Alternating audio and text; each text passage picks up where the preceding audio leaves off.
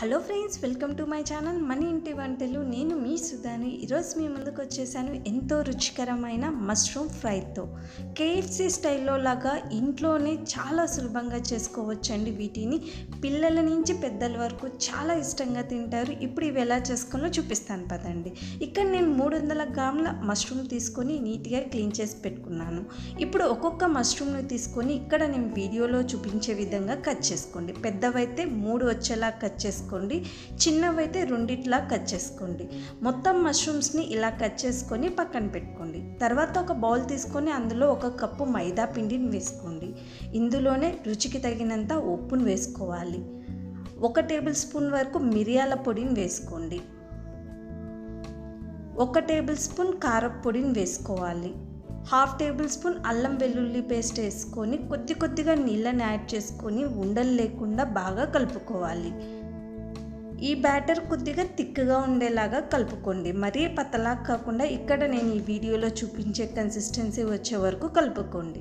ఇలా రెడీ చేసుకున్న ఈ బ్యాటర్ని కొద్దిసేపు పక్కన పెట్టండి. తర్వాత మరో ప్లేట్ తీసుకొని అందులో 1 కప్పు బ్రెడ్ గ్రామ్స్ని వేసుకోండి. బ్రెడ్ గ్రామ్స్ చేసుకోవడం చాలా సులభం అండి. మిక్సీ జార్ తీసుకొని మనకి బయట దొరుకుతుంది కదా, వైట్ బ్రెడ్ కానీ బ్రౌన్ బ్రెడ్ కానీ ఏదైనా తీసుకొని మిక్సీలో వేసుకొని గ్రైండ్ చేసుకోండి.